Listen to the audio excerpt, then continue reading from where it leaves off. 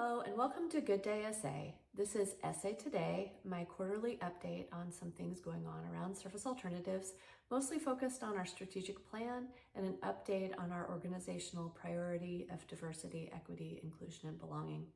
Before I get going on those specifics, I want to acknowledge that this year you continue to hear me talk about it being a rebuilding year. With all of the economic conditions going on, both tied to our state and to the federal government, we continue to be impacted by that, as are most organizations. Our priority continues to be on building revenue, continues to be focused on achieving a healthy profit, and as always, continues to be focused on providing excellent services and upholding each other with respect. In terms of diversity, equity, inclusion, and belonging, we continue to make really good progress on our 3-year plan. As you know, we have now launched our new training called Building a Culture of Diversity, Equity, Inclusion, and Belonging, and I hope that you are getting as much out of that training as I did. We also have some new materials for individuals applying to work at Service Alternatives, and those materials help them understand what to expect through the application and interview process. And then thirdly, starting next week, we have conversations that are going to be had with leadership teams tied to how do we lead through diversity, equity, inclusion, and belonging, because it's one of the pillars of our Service Alternatives culture.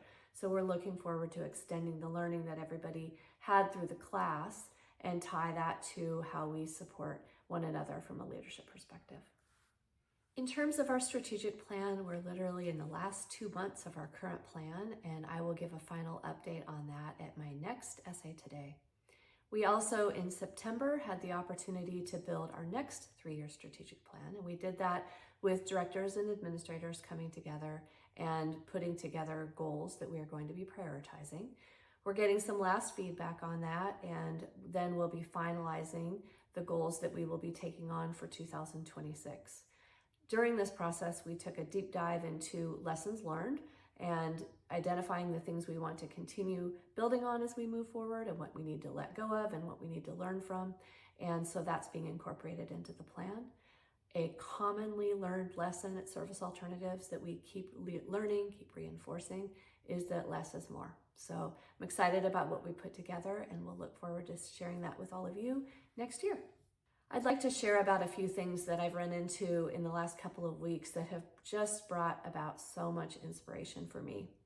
One of them is I had the opportunity to participate in a state annual meeting it was a customer meeting with us, our Service Alternatives Technical Assistance team, and our state customers.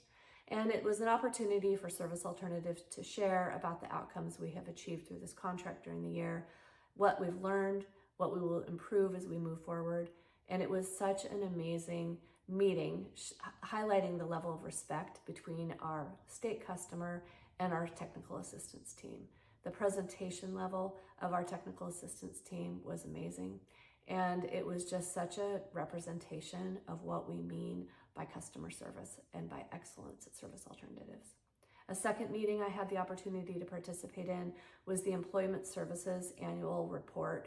It was really an opportunity for the team to talk about the performance outcomes and measures that they have achieved, where they hit the mark, where they missed the mark, what they've learned, what they're going to be doing differently in the future. And again, it was just such a great example of data and why data matters. It was a great example of humility with data and recognizing that we have things that we learn along the way and we grow and we improve from that. And also it was a way of really celebrating what this team has learned and grown through. So that was an amazing opportunity. And lastly, I just want to give a shout out to Residential Services for your participation in SA Happenings. It is truly one of the favorite things I do in terms of opening an email and being able to read about SA Happenings. And you all continue to show up, highlighting the amazing work you're doing with clients, supporting them living in the community, living their dreams, achieving their goals. And I'm just so appreciative. I really encourage everybody to participate in SA Happenings.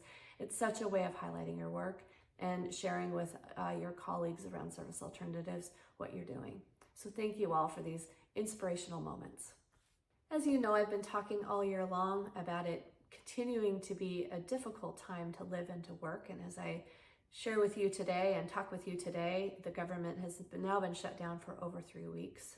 It's possible that maybe having personal impacts for some of you. As an organization, we continue to monitor that and we will communicate anything that's relevant. And with that, it is difficult. It's a very difficult time for so many of us. And I also want to recognize that good things still happen. We're getting ready to celebrate Service Alternatives' 42nd birthday. Please join us on Friday for Service Alternatives' annual birthday gift giving. Each year we give the number of gifts that represent the number of years of service we've had. So this year we will be drawing 42 employee names and you will be getting birthday gifts. And also we have our annual pumpkin carving contest or pumpkin decorating contest, which is truly a Service Alternatives fan favorite. So keep an eye on that, participate in the voting, have fun. And I just encourage each of us to acknowledge the difficult times, they are difficult times, and also to pay attention to the good things around us, treat each other kindly, and I hope you all have a good day, SA.